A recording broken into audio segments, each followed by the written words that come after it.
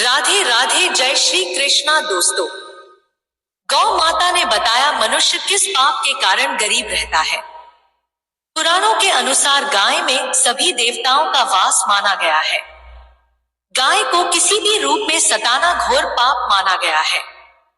उसकी हत्या करना तो नर्क के द्वार को खोलने के समान है, जहां कई जन्मों तक दुख भोगना होता है। अथर्ववेद के अनुसार धेनु सदानाम रईनाम अर्थात गाय समृद्धि का मूल स्रोत है। गाय समृद्धि व प्रचुरता की द्योतक है। वह सृष्टि के पोषण का स्रोत है। वह जननी है। गाय के दूध से कई तरह के प्रोडक्ट उत्पाद बनते हैं। गोबर से ईंधन व खाद मिलती है। इसके मूत्र से दवाएं व उर्वरक बनते हैं। गाय इसलिए पूजनीय नहीं है कि वह दूध देती है और इसके होने से हमारी सामाजिक पूर्ति होती है। दरअसल मान्यता के अनुसार 84 लाख योनियों का सफर करके आत्मा अंतिम योनि के रूप में गाय बनती है। भविष्य पुराण के अनुसार गाय में तीनों लोक के 3 कोटि देवी देवता निवास करते हैं। भगवान श्री कृष्ण ने द्वापर युग में अपना बहुत समय गाय के साथ बिताया और लोगों को गाय की पूजा और सेवा के लिए प्रेरित किया। सनातन परंपरा में तमाम तरह के दान को महादान बताया गया है। इसमें गोदान का बहुत ज्यादा महत्व है। गरुड़ पुराण के अनुसार वैतरणी को पार करने के लिए गोदान का महत्व बताया गया है। पृथ्वी पर गाय ही एकमात्र जानवर है जिसे माता कहकर बुलाया जाता है। जानवरों में सबसे पवित्र मानी जाने वाली गाय को कामधेनु के समान सभी मनोकामनाओं को पूरा करने वाला बताया गया है। हिंदू धर्म में गाय के गोबर को बहुत ज्यादा पवित्र माना गया है। यही कारण है कि किसी भी पूजन कार्य में जमीन को लीप कर शुद्ध करने के लिए गाय के गोबर का प्रयोग किया जाता है। वहीं गोमूत्र का प्रयोग पंचामृत बनाने के लिए किया जाता है। साथ ही साथ गोमूत्र का प्रयोग आयुर्वेद में औषधि बनाने के लिए किया जाता है। गाय का सिर्फ धार्मिक ही नहीं बल्कि ज्योतिष महत्व भी है। ज्योतिष के अनुसार 09 ग्रहों की शांति के लिए गाय की पूजा विशेष रूप से लाभदायी है। यदि आपकी कुंडली में मंगल अशुभ है तो लाल रंग की गाय की सेवा से शुभ फल की प्राप्ति होती है। इसी प्रकार बुध की शुभता पाने के लिए गाय को हरा चारा डालने से लाभ मिलता है। शनि संबंधी दोष को दूर करने के लिए काले रंग की गाय की सेवा और दान अत्यंत फलदायी होता है। यदि लंबा समय बीत जाने के बाद भी आपको संतान सुख नहीं प्राप्त हो पाया हो तो वास्तु के अनुसार बेडरूम में बछड़े को दूध पिलाती गाय की मूर्ति या चित्र को रखने से शुभ फल की प्राप्ति होती है और संतान सुख शीघ्र ही प्राप्त होता है। मित्रों, आज की ये कथा बहुत ही महत्वपूर्ण और शिक्षाप्रद होने वाली है, इसलिए इस कथा को शुरू से अंत तक अवश्य सुने। तो चलिए बिना देरी करते हुए कथा को शुरू करते हैं।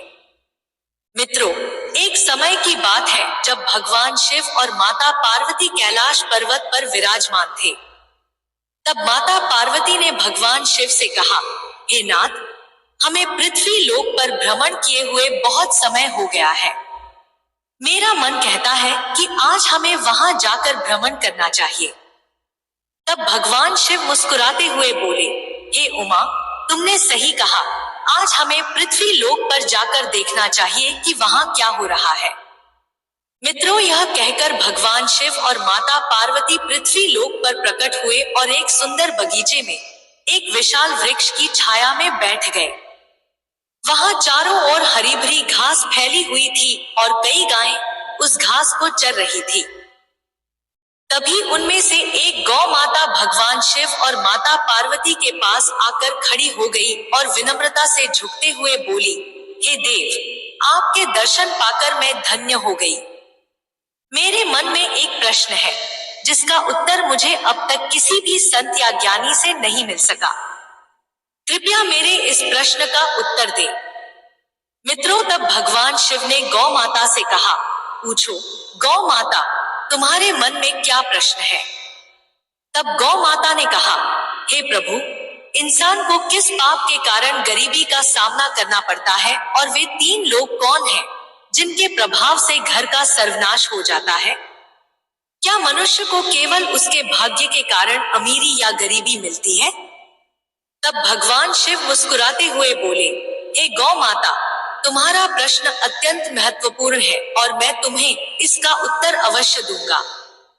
यह पूर्ण सत्य नहीं है कि केवल भाग्य ही इंसान की गरीबी और अमीरी का कारण होता है। इसके पीछे कुछ अन्य कारण भी होते हैं। फिर गौ माता ने कहा, हे प्रभु, कृपया मुझे विस्तार से समझाएं। फिर भगवान शिव ने कहा, हे गौ माता, मैं तुम्हारे इस प्रश्न का उत्तर एक कथा के माध्यम से दूंगा, जिससे तुम्हें सब कुछ स्पष्ट हो जाएगा। मित्रों, फिर भगवान शिव ने कथा सुनाना प्रारंभ किया। मित्रों, प्राचीन काल की बात है। मध्य देश के एक नगर में एक परोपकारी और विनम्र व्यापारी रहता था। उसके 2 बेटे थे और वे दोनों अपने पिता की तरह ईमानदार और दयालु थे। व्यापारी अपने परिवार के साथ सुख शांति से जीवन बिता रहा था और उसने अपने दोनों बेटों का विवाह धूमधाम से कर दिया था। उसकी बहुएं भी समर्पित और मेहनती थी, जो घर के सभी कामों को मिलजुल कर खुशी से करती थी। जब व्यापारी की छोटी बहू घर में आई, तो ऐसा लगा जैसे उनके घर में स्वयं माता लक्ष्मी ने प्रवेश कर लिया हो। उसके आने के बाद व्यापारी के व्यापार में 2 गुना लाभ हुआ और घर में कभी धन या अन्न की कमी नहीं रही। घर का माहौल बहुत शांतिपूर्ण और सुखमय था। व्यापारी के दोनों बेटे मिलजुल कर काम करते थे और दोनों बहुएं भी एक दूसरे के साथ बहुत प्यार से रहती थी। घर के सभी सदस्य पहले आपस में सलाह मशविरा करते थे और फिर कार्य शुरू करते थे, जिससे व्यापारी का व्यापार दिन प्रतिदिन उन्नति कर रहा था। मित्रों, फिर एक दिन व्यापारी ने अपने दोनों बेटों और बहुओं को बुलाकर कहा, पुत्रों, अब मुझसे व्यापार का काम संभालना कठिन हो गया है, इसलिए आज से यह जिम्मेदारी मैं तुम दोनों को सौंपता हूँ। तब पिता की बात मानकर दोनों बेटों ने पूरे मनोयोग से व्यापार की बागडोर संभाल ली। व्यापारी को यह देखकर संतोष होता था कि उसका परिवार प्रेम और सद्भाव से रह रहा था। उसके दोनों बेटे व्यापार में निपुण हो रहे थे और बहुएं घर में सुख शांति बनाए हुए थी। यह देखकर व्यापारी निश्चिंत होकर चैन की नींद सोता था। मित्रों, लेकिन नगर के कुछ लोग व्यापारी के सुखमय जीवन को देखकर उससे ईर्ष्या करने लगे थे। वे सोचते थे कि व्यापारी का जीवन कितना आरामदायक और सुखद है। व्यापारी दिन प्रतिदिन प्रगति कर रहा है और उसके परिवार में कोई झगड़ा या परेशानी नहीं है। यह देखकर नगरवासियों के मन में जलन होने लगी। मित्रों, फिर भगवान शिव ने गौ माता से कहा, हे गौ माता, जैसे एक बड़ी मछली तालाब में छोटी मछलियों को फलते फूलते देखकर डरकर उन्हें निगलने की कोशिश करती है, वैसे ही मनुष्य दूसरों की प्रगति देखकर उन्हें पीछे खींचने का प्रयास करता है। इंसान अपनी सफलता से जितना प्रसन्न नहीं होता, उससे अधिक वह दूसरों की तरक्की देखकर बेचैन हो जाता है। एक विद्वान ने ठीक ही कहा है कि मनुष्य अपने दुख से उतना परेशान नहीं होता जितना वह दूसरों के सुख से व्यथित होता है। मित्रों, नगरवासियों की जलन के कारण वे व्यापारी के खिलाफ षड्यंत्र रचने लगे और उन्होंने सोचा कि व्यापारी का जीवन कष्टपूर्ण कैसे बनाया जाए। फिर नगर के कुछ लोग व्यापारी के कुल पुरोहित के पास गए और बोले, हे पुरोहित जी, आप अभाव में जीवन बिता रहे हैं, जबकि आपका यजमान ऐश्वर्य और वैभव से परिपूर्ण जीवन जी रहा है। वह अपनी बहुओं के हाथ का स्वादिष्ट भोजन कर रहा है और सुख संपत्ति का आनंद ले रहा है। फिर पुरोहित ने पूछा, आप लोग यह सब क्यों कह रहे हैं? आपकी बात का क्या मतलब है? तब नगरवासियों ने बताया, याद कीजिए, व्यापारी ने आपको आखिरी बार कब अपने घर बुलाया था? यदि वह आपको यज्ञ और पूजा के लिए नहीं बुलाएगा, तो आपकी आय कैसे होगी? आपको दान दक्षिणा कैसे मिलेगी? मित्रों, पुरोहित यह सुनकर चिंतित हो गया और नगरवासियों की बातों से प्रभावित होकर वह सोचने लगा कि व्यापारी के जीवन में कोई कठिनाई आनी चाहिए ताकि वह उसे पूजा पाठ के लिए बुलाए। मित्रों, फिर वह पुरोहित अपने गुरु के पास गया, जिससे गुरु ने उसकी समस्या सुनकर कहा, चिंता मत करो, मुझे बताओ कि तुम्हारी समस्या क्या है। तब पुरोहित ने उत्तर दिया, हे गुरुदेव, मैं चाहता हूँ कि व्यापारी के जीवन में कुछ समस्याएं आएं। उसके घर में अशांति हो और उसके व्यापार में हानि हो, ताकि वह मुझे पूजा पाठ के लिए बुलाए। तब गुरु ने कहा, तुम चिंता मत करो। व्यापारी के सुखमय जीवन का मुख्य कारण उसकी छोटी बहू है, जो भगवान विष्णु और माता लक्ष्मी की नित्य पूजा करती है। उसके कारण उनके घर पर दिव्य कृपा बनी हुई है। जब से वह बहू इस घर में आई है, व्यापारी का जीवन धन धान्य से परिपूर्ण और सुखमय हो गया है। ऐसी धार्मिक और गुणवान स्त्री जिस घर में होती है, वहां कभी अभाव नहीं होता। फिर गुरु की बात सुनकर पुरोहित ने पूछा, तो क्या ऐसा कोई उपाय है जिससे व्यापारी के घर में अशांति आ जाए? तब गुरु ने कहा, तुम बस एक सरल उपाय करो।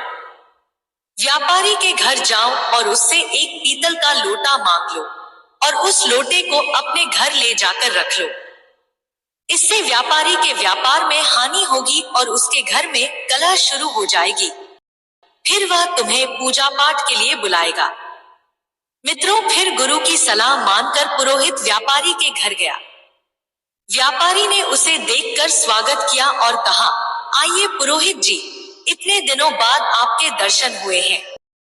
सब कुशल मंगल है न?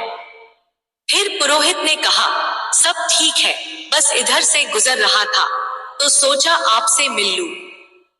फिर कुछ समय बाद पुरोहित ने कहा, मुझे थोड़ा पानी दीजिए। फिर व्यापारी पानी लाने के लिए अंदर चला गया। तब पुरोहित ने कहा, पानी पीतल के लोटे में लाइए। फिर व्यापारी मुस्कुराते हुए बोला, जैसा आप कहें पुरोहित जी। तब व्यापारी की छोटी बहू, जो अत्यंत चतुर और समझदार थी तथा वास्तुशास्त्र का थोड़ा ज्ञान भी रखती थी, उसने देखा कि व्यापारी पीतल का लोटा लेकर जा रहा है। तब वह तुरंत उसके पास आई और बोली, पिताजी, यह लोटा थोड़ी देर के लिए मुझे दे दीजिए, मैं इसे जल्दी लौटा दूंगी। फिर व्यापारी ने सहर्ष उसे दे दिया। मित्रों, फिर छोटी बहू ने उस लोटे का पानी निकालकर अपनी गौ माता को पिला दिया और फिर उसमें नया पानी भरकर लोटा ससुर को लौटा दिया। मित्रों, फिर व्यापारी ने वह पानी पुरोहित को दिया और पानी पीने के बाद पुरोहित ने कहा, व्यापारी जी, यह पीतल का लोटा बहुत अच्छा है, क्या आप इसे मुझे दे सकते हैं? तब व्यापारी हंसते हुए बोला, पुरोहित जी, यह तो बहुत छोटी बात है, आप इसे अपने साथ ले जाइए। फिर पुरोहित मन ही मन प्रसन्न हुआ और सोचने लगा, आज मैंने व्यापारी के सुखचैन पर प्रहार कर दिया है, अब उसके घर की खुशियां समाप्त हो जाएंगी। फिर पुरोहित वापस लौटते हुए मन ही मन यह सोच रहा था कि अब कुछ ही दिनों में व्यापारी मुझे बुलाएगा, उसके घर में कलह मचेगा और व्यापार में नुकसान होगा। तब मैं पूजा पाठ करके उससे अच्छी दक्षिणा प्राप्त करूंगा। मित्रों, इन ख्यालों से वह बेहद प्रसन्न था और बेसब्री से इंतजार करने लगा कि व्यापारी कब उसे बुलाएगा। मित्रों, दिन बीतते गए, लेकिन 20 दिनों के बाद भी व्यापारी की ओर से कोई बुलावा नहीं आया। तब पुरोहित थककर फिर अपने गुरु के पास गया और बोला, हे गुरुदेव, मैंने आपके निर्देशानुसार व्यापारी से पीतल का लोटा मांग लिया था, लेकिन अब 20 दिन बीत चुके हैं और व्यापारी के जीवन में कोई समस्या नहीं आई। वह तो पहले की तरह सुख शांति के साथ अपना जीवन व्यतीत कर रहा है। फिर गुरु ने अपनी दिव्य दृष्टि से स्थिति का अवलोकन किया और कहा, हे शिष्य, मैंने पहले ही तुम्हें बताया था कि व्यापारी की छोटी बहू बहुत चतुर और समझदार है, उसे वास्तुशास्त्र का ज्ञान है। जब व्यापारी पानी लेकर आ रहा था, उसी समय उसकी छोटी बहू ने वह लोटा अपने ससुर से लिया और उसमें जो पानी था वह गौ माता को पिला दिया। इस कारण व्यापारी के घर की सुख समृद्धि बनी रही और तुम्हारा षड्यंत्र विफल हो गया। मित्रों, फिर गुरु ने आगे कहा, लेकिन चिंता मत करो, मैं तुम्हारे लिए एक और उपाय बताता हूँ। अब तुम व्यापारी के घर जाकर उसकी गौ माता मांग लो। हिंदू धर्म में गौ माता को मां लक्ष्मी का स्वरूप माना जाता है। जिस घर में गौ माता का निवास होता है, वहां हमेशा सुख और समृद्धि रहती है। जैसे ही तुम व्यापारी की गौ माता को अपने घर लेकर आओगे, उसके घर में दुख और अशांति आने लगेगी। फिर गुरु की बात सुनकर पुरोहित उत्साहित हो गया और उसने गुरु का धन्यवाद किया और घर लौटकर अगले दिन का इंतजार करने लगा। मित्रों, अगले दिन पुरोहित स्नान करने के बाद व्यापारी के घर पहुंचा। फिर जब व्यापारी ने दरवाजा खोला और प्रसन्नता से उसे स्वागत किया, फिर व्यापारी ने उसे अंदर ले जाकर स्वादिष्ट भोजन परोसा। भोजन के बाद व्यापारी ने पूछा, पुरोहित जी, आज आपके आगमन का क्या कारण है? फिर पुरोहित ने दुख भरे शब्दों में कहा, व्यापारी जी, इस समय मैं बहुत कठिनाई में हूँ। मेरे घर की गौ माता ने दूध देना बंद कर दिया है और मेरे छोटे बच्चे को दूध की अत्यंत आवश्यकता है। उसकी उम्र ऐसी है कि बिना दूध के वह जीवित नहीं रह सकता, इसीलिए मैं आपसे मदद मांगने आया हूँ। यदि आप मुझे अपनी गौ माता दे दें, तो यह आपका बहुत बड़ा उपकार होगा। फिर व्यापारी ने कहा, पुरोहित जी, आप चिंता न करें, मैं आपको गौ माता दे देता हूँ। व्यापारी गौ माता को लेने के लिए गया। जैसे ही वह गौ माता को लेकर पुरोहित की ओर बढ़ा, उसकी छोटी बहू तेजी से वहां आई और ससुर को रोकते हुए बोली, पिताजी, यह गौ माता कहाँ ले जा रहे हैं? तब व्यापारी ने उत्तर दिया, बेटी, हमारे कुल पुरोहित आए हैं, उनकी गौ माता ने दूध देना बंद कर दिया है, वे हमारी गौ माता मांग रहे हैं, इसलिए मैं उन्हें देने जा रहा हूँ। फिर छोटी बहू ने समझदारी से जवाब दिया, पिताजी, कृपया थोड़ी देर रुके, मैं अभी आती हूँ। फिर वह अंदर गई और हल्दी और चंदन का रंग घोलकर लाई। उसने गौ माता की सींग पर वह रंग लगा दिया और शेष रंग को घर के मंदिर के पास रख दिया। फिर वह ससुर से बोली, पिताजी, अब आप इस गौ माता को पुरोहित जी को दे सकते हैं। फिर पुरोहित गौ माता लेकर अपने घर लौट आया और उसे खुशी खुशी अपने आंगन में बांध दिया। वह सोचता था, अब कुछ ही दिनों में व्यापारी को अपने घर की समस्याओं का सामना करना पड़ेगा और वह मुझे पूजा पाठ के लिए बुलाएगा। मित्रों, इस विचार से वह मन ही मन प्रसन्न था। लेकिन कई दिन बीतने के बाद भी व्यापारी के घर से कोई संदेश नहीं आया। पुरोहित को यह असहज लगने लगा।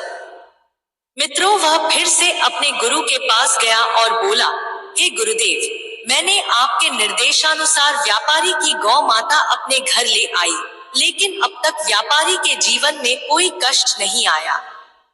वह तो पहले से भी अधिक सुख शांति से अपना जीवन व्यतीत कर रहा है।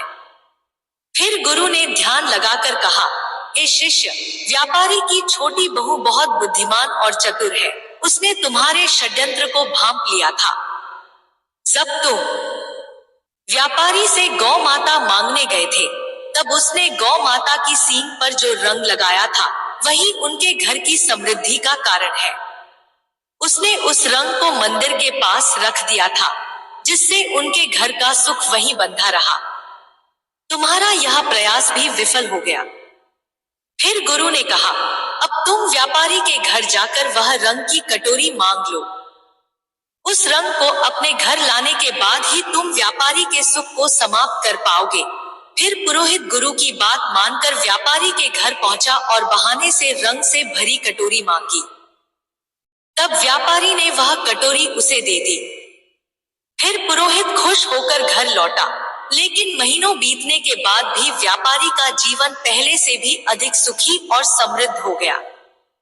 पुरोहित फिर से गुरु के पास गया और बोला, हे गुरुदेव, मैंने रंग की कटोरी भी व्यापारी के घर से ले आई, लेकिन उसका जीवन पहले से भी अधिक सुखी हो गया है।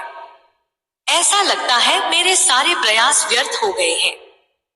फिर गुरु ने दिव्य दृष्टि से सब कुछ देखा और कहा, व्यापारी की छोटी बहू अत्यंत चतुर और दूरदर्शी है। उसने तुम्हारे इरादों को पहले ही समझ लिया था। उसने कटोरी में से वह रंग निकाल दिया था जो गौ माता को लगाया गया था। इसी कारण व्यापारी का सुख समृद्धि अब भी उसके पास बनी हुई है। जब तक वह छोटी बहू व्यापारी के घर में रहेगी, तब तक तुम व्यापारी का कुछ नहीं बिगाड़ सकते।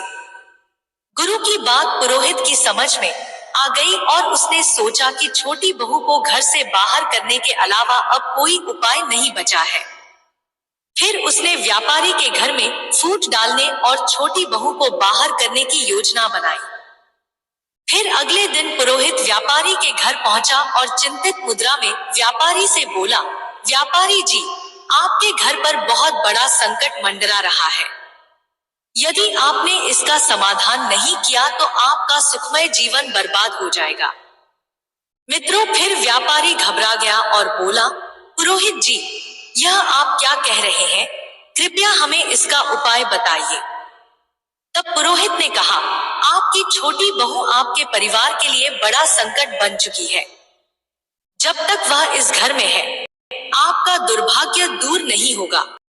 आप उसे तुरंत बाहर निकाल दीजिए। मित्रों, व्यापारी को पहले विश्वास नहीं हुआ, लेकिन पुरोहित के बार बार कहने पर उसने उसकी बातों पर विश्वास करना शुरू कर दिया और कहा, पुरोहित जी, जैसा आप कहेंगे मैं वैसा ही करूंगा। आप बताइए कि मुझे अपनी बहू को कब घर से निकालना चाहिए? फिर पुरोहित ने उत्तर दिया, व्यापारी जी, समय व्यर्थ मत कीजिए, जितना जल्दी हो सके उसे घर से निकाल दीजिए। यह कहकर पुरोहित मन ही मन प्रसन्न होता हुआ अपने घर लौट गया। व्यापारी इस स्थिति से अत्यंत उदास हो गया और वह सोचने लगा, मेरी छोटी बहू तो बहुत ही अच्छे स्वभाव की है। वह न केवल मेरी सेवा करती है, बल्कि पूरे परिवार का भी ख्याल रखती है। मैं उसे कैसे घर से निकाल सकता हूँ? मित्रों, लेकिन फिर वह विचार करने लगा, यदि वह परिवार के लिए संकट है तो मुझे इस कठोर निर्णय को लेना ही होगा, क्योंकि मैं अपने परिवार को किसी विपत्ति में नहीं डाल सकता। मित्रों, यह सोचकर व्यापारी अपनी छोटी बहू के पास गया और दुखी मन से बोला, बहू, मुझे बहुत दुख है, लेकिन तुम्हें इस घर को आज ही छोड़ना होगा।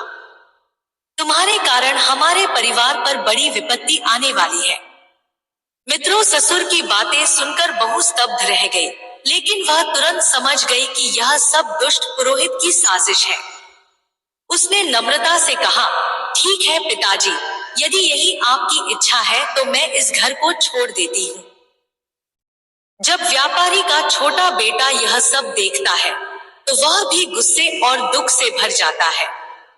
उसने अपने पिता से कहा, पिताजी, यदि मेरी पत्नी को इस घर में जगह नहीं मिल सकती, तो मैं भी इस घर में नहीं रह सकता। मैं अपनी पत्नी के साथ चला जाऊंगा। फिर छोटा बेटा और उसकी पत्नी घर छोड़कर शहर चले गए। वहां उन्होंने एक छोटे से किराए के मकान में रहना शुरू किया। मित्रों, व्यापारी का छोटा बेटा अत्यंत मेहनती और ईमानदार था। मित्रों, कुछ समय बाद उसने शहर में अपना छोटा सा व्यापार शुरू किया, जो उसकी लगन और ईमानदारी के कारण तेजी से बढ़ने लगा। धीरे धीरे वे संपन्न हो गए और उन्होंने शहर में अपना खुद का घर खरीद लिया। मित्रों, इधर व्यापारी का घर पुरोहित की चालों के कारण बर्बादी की कगार पर आ गया। घर में हर दिन झगड़े और कलह होने लगे और व्यापारी का बड़ा बेटा, जो पहले व्यापार में मन लगाता था, बुरी संगति में फंस गया।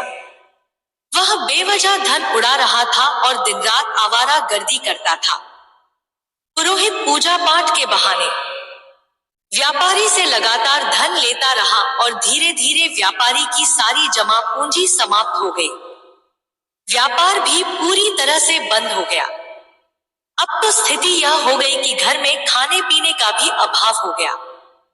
मित्रों, फिर नगरवासी व्यापारी की दुर्दशा देखकर हंसते और ताने मारते उसकी दशा का मजाक उड़ाया जाता। यह सब देखकर व्यापारी को आत्मग्लानि होने लगी। उसने सोचा, मेरी जिंदगी अब किसी काम की नहीं रही। आत्महत्या के अलावा मेरे पास और कोई रास्ता नहीं बचा। मित्रों, इस विचार के साथ वह नदी की ओर बढ़ चला, लेकिन रास्ते में उसकी भेंट एक तेजस्वी संत से हुई। संत के मुख पर दिव्य तेज था, माथे पर चंदन का टीका था और उनके लंबे केश उन्हें अद्वितीय बनाते थे। संत को देखकर व्यापारी ने उन्हें प्रणाम किया और उदास होकर आगे बढ़ने लगा। संत ने कहा, हे पुत्र, ठहरो, तुम्हें इतनी चिंता क्यों हो रही है? क्या बात है? व्यापारी ने रुककर संत के समक्ष अपना पूरा हाल सुनाया, जिससे उसकी बातें सुनकर संत ने तुरंत स्थिति को समझ लिया। फिर संत बोले, हे पुत्र, तुम्हारे जीवन में सभी परेशानियां उसी दिन से शुरू हुई जब तुमने अपनी छोटी बहू को घर से निकाला। फिर संत महात्मा ने व्यापारी से कहा, हे पुत्र, तुम्हारे घर में यह संकट उसी दिन से शुरू हुआ जब तुमने अपनी छोटी बहू को घर से निकाला।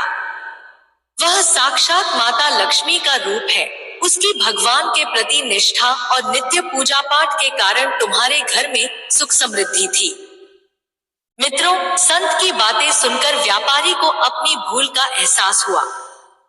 वह तुरंत शहर गया और अपने छोटे पुत्र के घर पहुंचकर अपनी बहू के समक्ष हाथ जोड़कर क्षमा मांगते हुए बोला, बहू, मुझे माफ कर दो।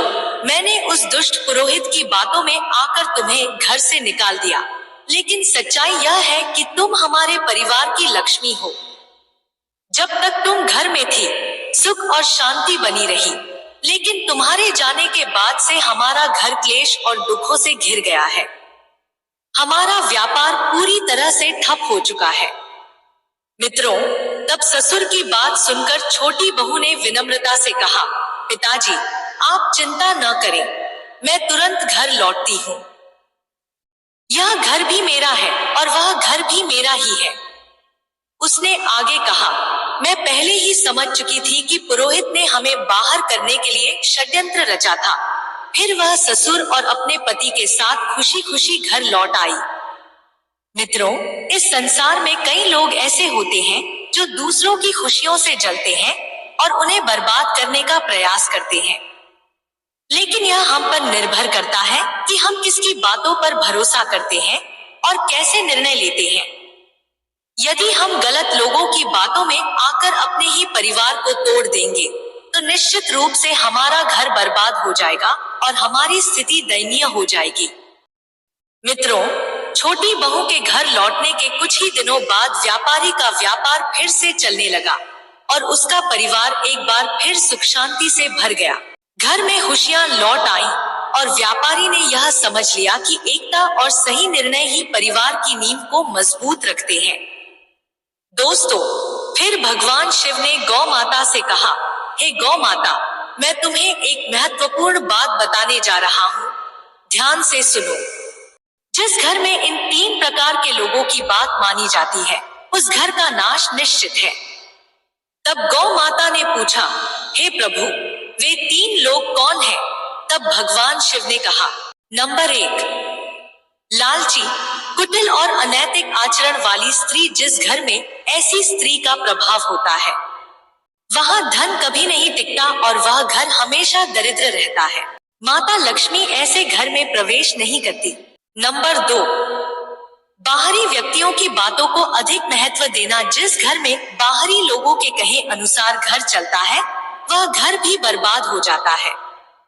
नंबर 3, अहंकारी और दुष्ट स्वभाव वाले व्यक्ति। जिस घर में ऐसे व्यक्ति की बात मानी जाती है, वहां निश्चित रूप से विनाश होता है। मित्रों, फिर भगवान शिव ने आगे कहा, हे गौ माता, तुम्हारा दूसरा प्रश्न था कि मनुष्य किस पाप के कारण गरीब या अमीर बनता है। तो सुनो, गीता में भगवान श्री कृष्ण ने कहा है कि मनुष्य को कभी भी अपने विवेक, परिश्रम, बुद्धि और उद्यम पर संदेह नहीं करना चाहिए। उसे हमेशा सत्य और धर्म के मार्ग पर चलते हुए निरंतर कर्म करना चाहिए। जो व्यक्ति अपने आप पर संदेह करता है और असत्य का साथ देता है, वह कभी भी सफलता प्राप्त नहीं कर सकता। गरीबी और अमीरी जीवन की धुरी है। जो मनुष्य निरंतर प्रयास करता है और अपने कर्मों पर विश्वास रखता है, वह निश्चित रूप से गरीबी के दलदल से बाहर निकल आता है। मित्रों, फिर गौ माता ने यह सुनकर कहा, हे प्रभु, आपके मुख से यह कथा सुनकर मैं धन्य हो गई। तो दोस्तों, आज की हमारी वीडियो आपको कैसी लगी, हमें कमेंट करके जरूर बताएं। अगर आपको हमारी वीडियो अच्छी लगी हो तो कमेंट बॉक्स में जय श्री कृष्णा जरूर लिखें और हमारे चैनल को सब्सक्राइब जरूर करें। भगवान शिव जी आप सब पर सदैव अपनी कृपा बनाए रखें। वीडियो के अंत तक बने रहने के लिए आपका धन्यवाद। जय श्री कृष्ण दोस्तों।